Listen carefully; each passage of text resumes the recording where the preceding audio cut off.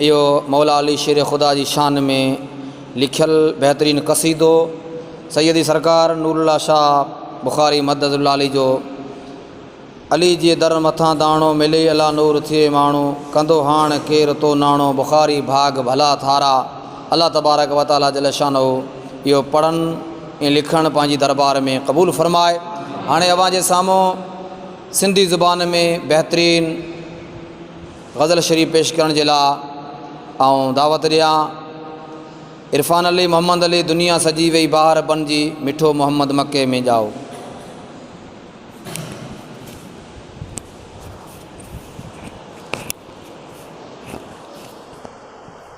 अस्सलामु अलैकुम वरहमतुल्लाहि ताला वबरकातुहू।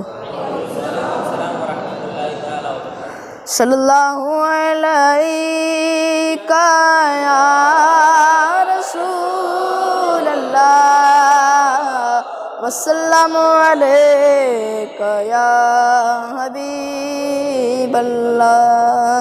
दुनिया सजी वही बाहर बन जी मिठो मोहम्मद मके में जाओ। दुनिया सजी वही बाहर बन जी मिठो मोहम्मद मके में जाओ। कलब कलब व्या करार बन जी कलब कलब व्या करार बन जी मिठा मोहम्मद मके में जाओ। दुनिया सजी वही बाहर बन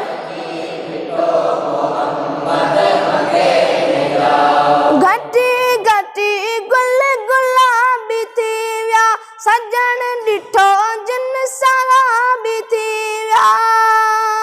घटी घटी गुल गुलाबी थी विया सजन ॾिठो जिन सहाबी थी विया।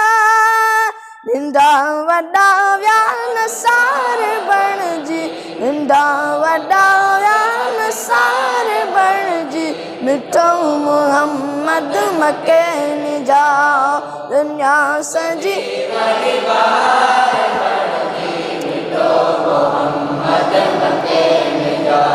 कलब कलब व्या करार बणिजी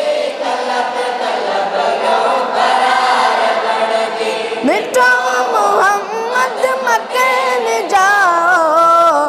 दुनिया सजी वही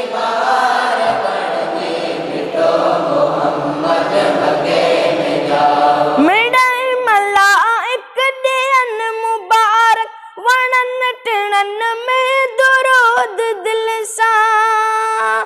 मिड़ई मलाइक ॾियन मुबारक वणन टिणन में दुरूद दिल सां। पखी पखी या पुकार बणिजी पखी दुनिया सजी बाहर बणिजी मिठो मोहम्मद मके में जाओ।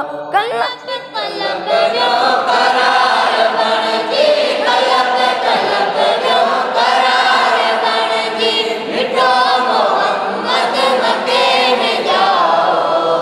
दुनिया सजी वही बाहर बणिजी मिठो मोहम्मद मके में जाओ। नबी त अहिड़ा थिया न थींदा अॻे न आया वरी न ईंदा। नबी त अहिड़ा थिया न थींदा अॻे न आया वरी न ईंदा। ख़ुशियों मिलियो पर करार बणिजी ख़ुशियों मिलियो पर करार बणिजी मिठो मोहम्मद मके में जाओ। दुनिया सजी वही बाहर बणिजी मिठो मोहम्मद मके में जाओ। कलब कलब व्या करार बणिजी कलब कलब व्या करार बणिजी मिठो मोहम्मद मके में जाओ। दुनिया सजी वही बाहर बणिजी मिठो मोहम्मद मके में जाओ। सोलंगी यूसुफ शुक्र खुदा जा पिरन सिखारिया जिक्र खुदा जा।